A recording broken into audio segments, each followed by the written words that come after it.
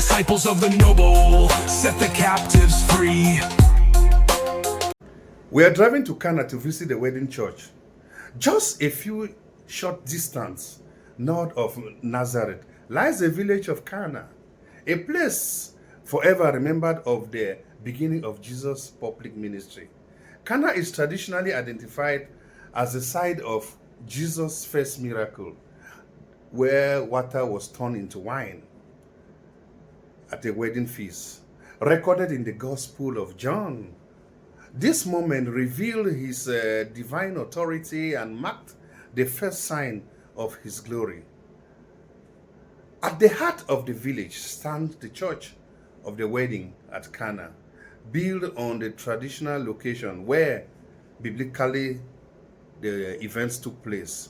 The present church, a Franciscan structure completed in the late 19th century, stands on top of the ancient ruins of the medieval remains. Inside the church, we commemorate the wedding feast and celebrate the sanctity of marriage. Marriage is very important. Stone jars similar to those described in scriptures are displayed as a reminder of miracles where water was transformed into wine. Today, Cana remains a quiet village and a destination for Christian pilgrims, especially couples who come to renew their marital vows, honoring the place where Jesus blessed a wedding and revealed his power for the first time. So go and renew your marital vow in Cana. That's where marriage was instituted. So we are now in Cana. We have just parked our car. We are climbing up. We're climbing up. Nazareth and Cana are just neighboring place. Just 15 minutes, 12 to 15-minute drive, or you can trek 1.5 hour on leg. So we're climbing. You can also see the narrow roads of Cana. Cana is just like Nazareth. They are neighboring places. So we want to go to the wedding church. You know about the wedding church. That's where Jesus turned water into wine. The place has been built as a church. So we are trying to go in. We are trying to go in. The man is directing us. We go through the Latin parish. There are so many gates. There are so many churches here. And there, we'll go down to the excavation, to the basement. There in the basement, we'll go and see the ancient ruins, where we'll be opportune to see examples of water jars. In the olden days, they store waters in water jars for cooking, for ritual purpose. Men wash their leg. They use it for so many purposes. So we'll be opportune to see the ancient water jars. Some are still alive, some have been broken, but we'll go down to the basement to see. So we're trying to contact this man to give us permission to go down. So we have been granted access. We'll be going down to see the ancient water jars. We'll see where the jars that with Jesus turned water to wine, examples of those jars. We'll see them today. So we are going down. We'll go down. You know that Cana was never abandoned. Yeah. People always lived here. So they kept the location of the miracle of turning the water into wine. Yeah. So this is some of the excavations. You can see the marble pillars of the church from the Byzantine era from the 5th century. So now we are going down. You can see the basement. Those are the ancient ruins. We will go down to the ancient ruins. The Jews, the way they make it, the ancient ruins are under, then they build a modern church on top. So that is the ancient ruin. That is where the wedding took place. That's the ancient church of Cana. So we are going down there so that we can be opportune to see some of those ancient jars. In the olden days, these jars were used to store water for rituals, for cooking, for different purposes. So in those ruins, there are some jars that survive. We'll show you some broken ones, and those that survive. So here in front of me now, there's an ancient jar. Those are broken ones. You see samples of broken jars. Those that never survive. Those are examples of broken jars. Those are compartments in the basement. So this is a one that survived. This is the only one that survived. So they are fenced it. This is about 100 liters. This jar is about 100 liters. Everybody's popping in to come and see it. Some people come and touch it just to see that they have a touch of this place. These are all ancient jars that are broken, but this one is a surviving one. This is a surviving one. You see, some people come having so money inside here. Gullible people, they think that when you sow money, you receive blessing. So this is a surviving jar. This is an ancient surviving jar. a jar of more than 2,000 years ago. Everybody want to come and have a piece of it. So this one has been fenced. It's about 200, 150 to 100 to 150 liters. So this everybody is coming to have fun of it.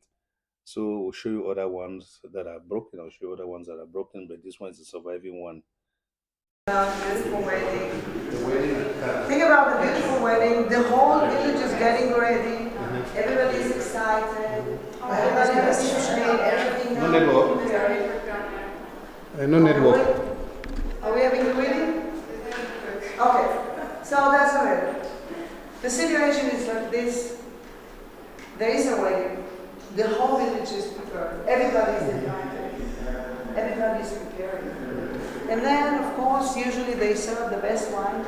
And then when it's gone, and people are a bit drunk, they give the second best.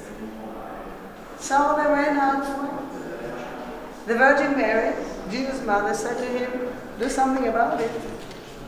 And Jesus said, my hour is not right. I'm not called yet. But he did. In every house, in every Jewish household at the time of Jesus, there were big jars that contained water, no drinking water. I mean, you could drink the water, but they were for one purpose, for purification. Jewish men, every morning, have a ritual bath, not just shower, a ritual bath for purification.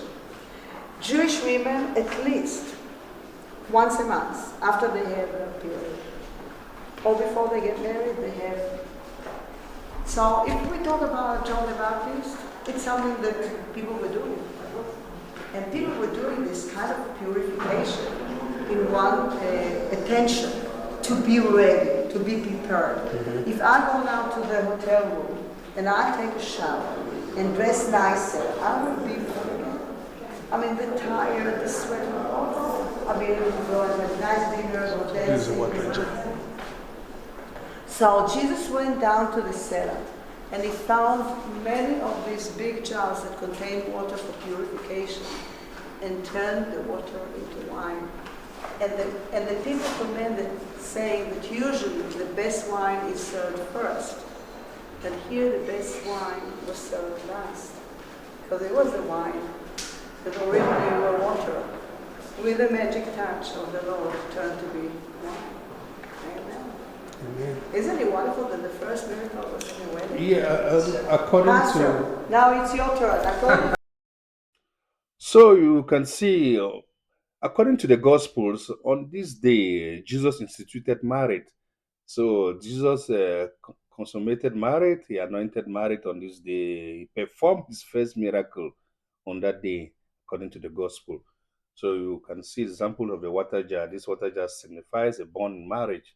That marriage is a thing that God instituted. So if you are not ready to marry, don't temper into marriage, because marriage is God ordained.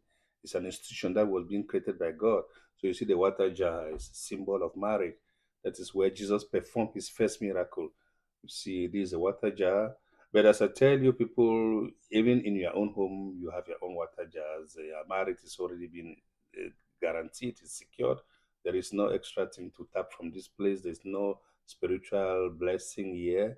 You have already saved, you are saving God in spirit and truth. You have all the spiritual blessing in you also.